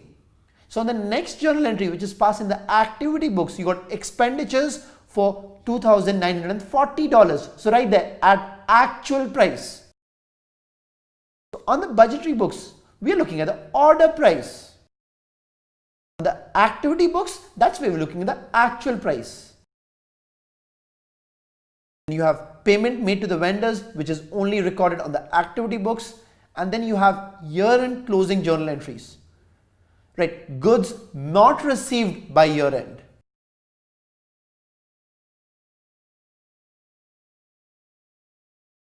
Circle B because we're looking at the journal entry on the budgetary books, and on the credit, highlight encumbrances.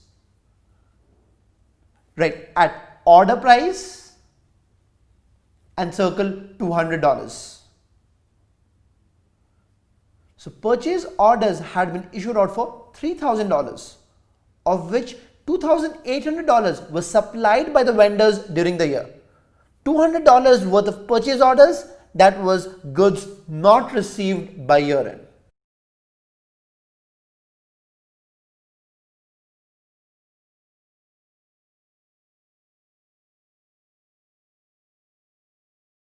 Move to page 25, where we're looking at another example on encumbrances. On 15th October 2011, a calendar year government entity places an order for 2 copiers for $200 each. One copier was received from the vendor on 20th October 2011 with an invoice of $190, and the other copier was received only in the next year. The payment for the first copier was made to the vendor on 20th December 2011. Past journal entries for the general fund for the year. Now on 15th October, when the order was placed, right, purchase order issued. And circle B, because now we're going to have an entry on the budgetary books where we are going to debit, highlight encumbrances. And we're going to debit it, right, at order price and circle $400. Because the order is for 2 copiers at $200 each, $400 in total. The credit, that's to budgetary fund balance reserved. On 20th October 2011, right, goods received. So they received 1 copier, and then they passed an entry on the budgetary books reversing the original journal entry. So circle B. And now we're going to debit budgetary fund balance reserve and credit, highlight encumbrances and write at order price. Circle $200. Now the purchase order was issued for $400, but out of 2 copiers, only 1 is received. So we're going to credit only $200. And now look at the next journal entry, which is passed on the activity books. Expenditure is debited, but that's only $190 because that is right at actual price.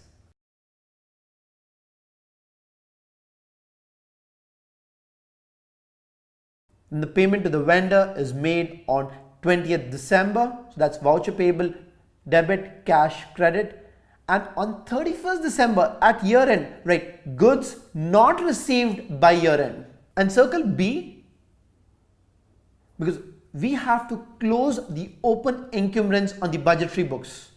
So the debit is budgetary fund balance reserved and the credit is highlight encumbrances, right, at order price. Circle $200. So now we've closed out the budgetary books, and on the activity books, we would move $200 from fund balance unreserved to fund balance reserved. So draw an arrow from unreserved to reserved, because that's what's happening with the journal entry that we have on the activity books at year end.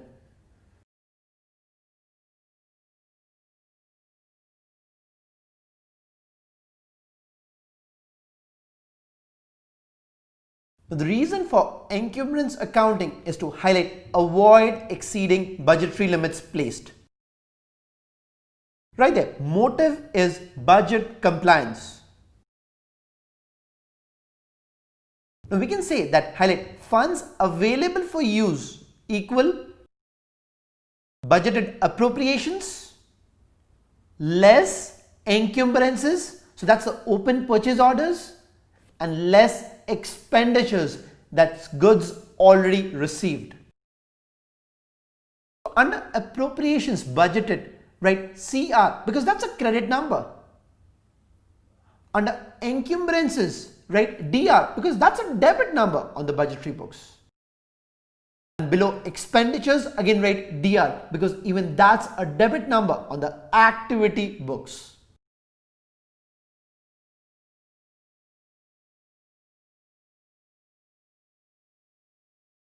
Let's take a step back and quickly recap on all that we've learned in governmental accounting so far. So we started with looking at all the reporting requirements for governmental financial statements. We know they need to present a government-wide financial statements as well as fund financial statements. Now, fund financial statements, we look at three different kinds of funds: governmental funds, proprietary funds, and fiduciary funds. Now, we know that they follow accrual for governmental wide financial statements as well as for proprietary funds and fiduciary fund financial statements. But for governmental fund financial statements, governmental entities, they need to follow modified accrual. And guys, get it right here. I'm not talking about the cash basis of accounting. We are still looking at an accrual basis, which is modified to suit the requirements of governmental funds. So we've learned about modified accrual here. So we know we got budgetary accounts, activity accounts, and encumbrance accounts. So when I look at budgetary accounts, you have an opening budgetary journal entry. So that is basically the budget which is approved by the legislature, plus minus appropriations, close it at the end of the year. On the budgetary books, we also have encumbrance accounting, just to make sure all the open purchase orders are properly reflected on the books, so as to have more control for budget compliance, for accountability of resources. On the activity books, we're going to have revenues. So we're going to have revenues, exchange, mainly non-exchange revenues for governmental funds, as well as other financing sources, which could be proceeds from bonds, transfers received from other governmental funds. And we would have expenditure and other financing uses, that's transfers made out to other governmental funds. So guys, FAR 1 through FAR 6, I made sure you became geniuses, experts in accrual accounting. Now, in a moment, with a comprehensive example that we have on our book, I'll make sure in FAR 7, you also become geniuses in modified accrual accounting for governmental funds. On page 26, we're looking at a comprehensive example on put a box around modified accrual. So we have the town of Milestones, which adopted the following budget for its general fund for the fiscal year. So the budgeted revenues were $2,700 from property taxes and $400 from business licenses and permits. Total $3,100. The budgeted expenditures were $700 towards supplies, $800 for equipment, and $1,500 for the cycling track. Total of $3,000 budgeted expenditure. Now, the following transactions occurred during the year. Number one, the town's governing board adopted the budget for the year. Number two, the town assessed and raised demand for $3,000 of property taxes. Out of this, the town expected to collect $2,700. Basically, $300 would be estimated uncollectibles. Number three, the town assessed $400 for renewals of business licenses and permits. The town was able to collect $2,825 of property taxes and wrote off the $175 remaining balance as delinquent. The town collected $500 on business licenses and permits on accounts of few new license applications. Basically, they collected more than the budgeted amount of $400. Number six, the town placed orders for supplies and equipment per budgeted amounts. The town also finalized by-track company to lay out the cycling track across major streets. But the concern was that it was going $600 over budget.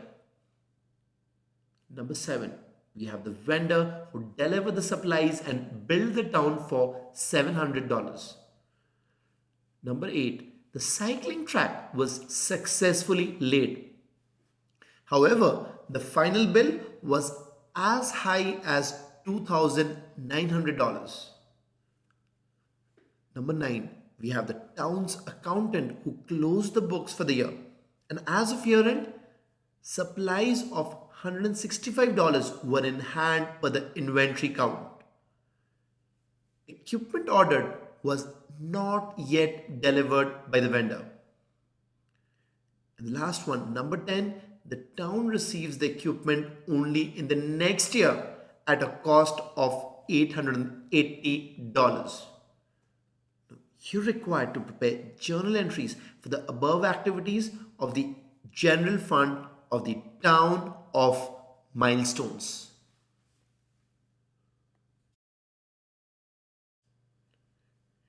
On page 27, number 1, we are setting up the budget adopted by the town's governing board. So right there, budget setup.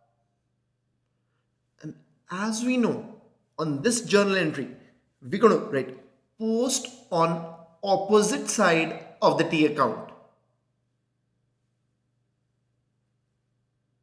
So we're going to have the estimated revenues and other financing sources as debit and appropriations and estimated other financing uses as credit, the other side of the T accounts.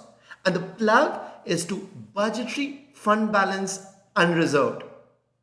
Now, this entry goes into the budgetary books. So write a B there. So on this example, estimated revenues, that's $3,100. Appropriations estimated $3,000. So the plug, the budgetary fund balance unreserved, that's $100 credit. Number 2, we've got the property tax assessment, where the town raised demand for $3,000 of property taxes, of which they expected to collect $2,700. So right there, property tax, recognize revenue when billed.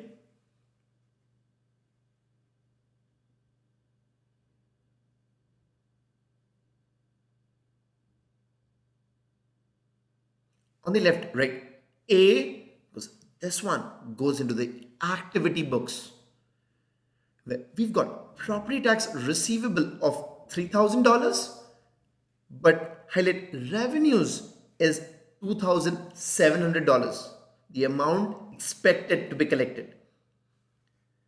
The remaining $300 is allowances for uncollectibles, which is contra property tax receivable on the balance sheet. Number 3 is that the town assessed $400 for renewals of business licenses and permits. Now, for business licenses, revenue is recognized only when received, so no entry as of now. Now, number 4, we've got the town was able to collect $2,825 of property taxes and wrote off $175 of the remaining balance as delinquent. So the town basically collected more than what it had expected. So the first entry that we have is collection of cash, cash debit coming in, property tax receivable credit, and this one goes into right A, the activity books. Now there is $125 over collection of property taxes. The town had estimated to collect 2,700. They collected 2,825. So on the activity books, right, A, allowance for uncollectibles is debited 125 and highlight revenues is credited 125. For the $175 delinquent property tax receivable write-off, we again going to have this on activity books, right? A, where allowance for uncollectibles is debited and property tax receivable is a credit. Number 5, we've got the town of Milestones collecting the business license fees. And right there, license, recognize revenue when received.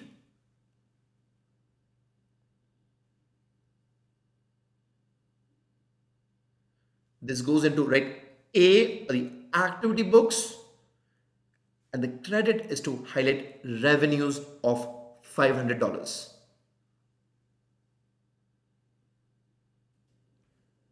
Number 6, we have the town of Milestones placing the order for supplies $700, equipment $800, and cycling track $2,100. Right there, purchase order issued.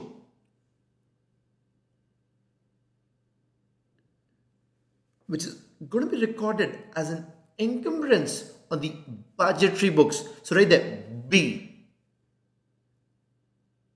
And these encumbrances are going to be recorded right at order price. And the total order price for the supplies and the equipment and the cycling track is $3,600. Number 7, the town receives the supplies from the vendor. The first thing, we reverse the encumbrance on the budgetary books because this one's no longer an open purchase order. So right there, B, the debit is to budgetary fund balance reserved for encumbrances and the credit is to encumbrances right at order price.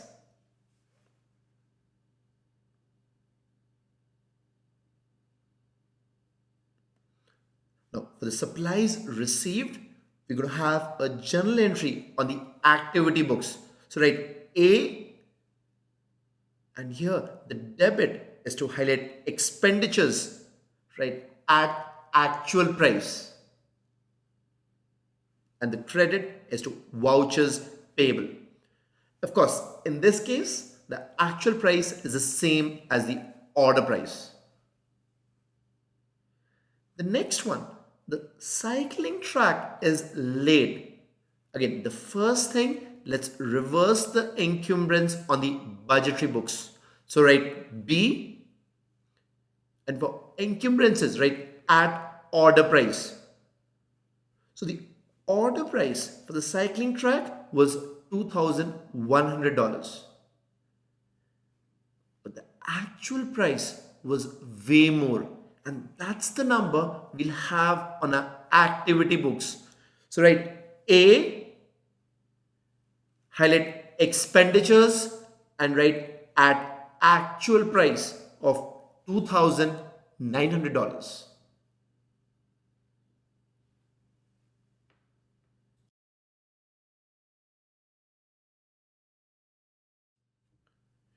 On page 28, we're looking at number 9, closing entries. So 9A is closing budgetary entries. So right there, close budget equals simply reverse the initial entry plus or minus any amendments.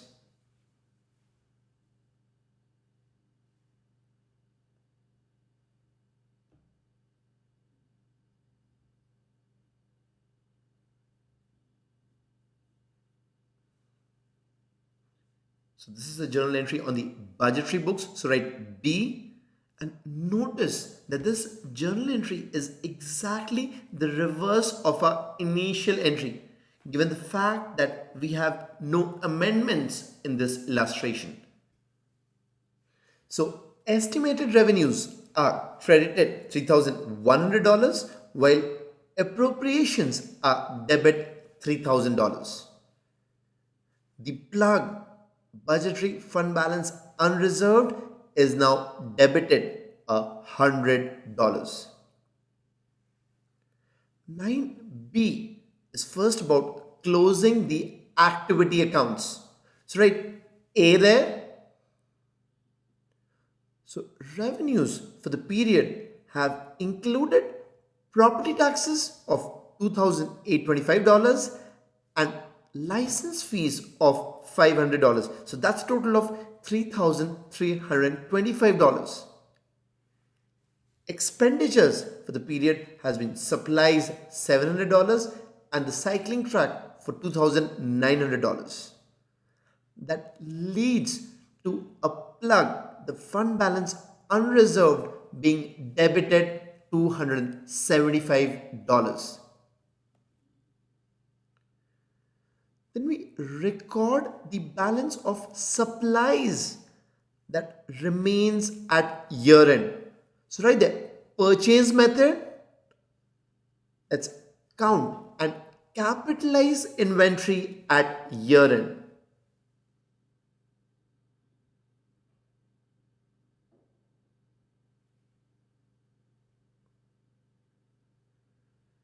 So we've got $165 of inventories which are recorded and capitalized on right A, activity books.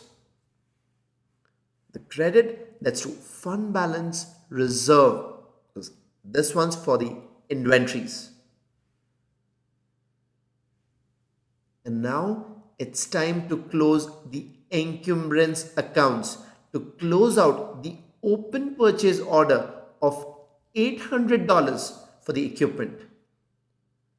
So the journal entry is a reverse of the encumbrance budgetary entry. So right there, B, the debit is to the budgetary fund balance reserved for encumbrances and the credit is to encumbrances right at order price.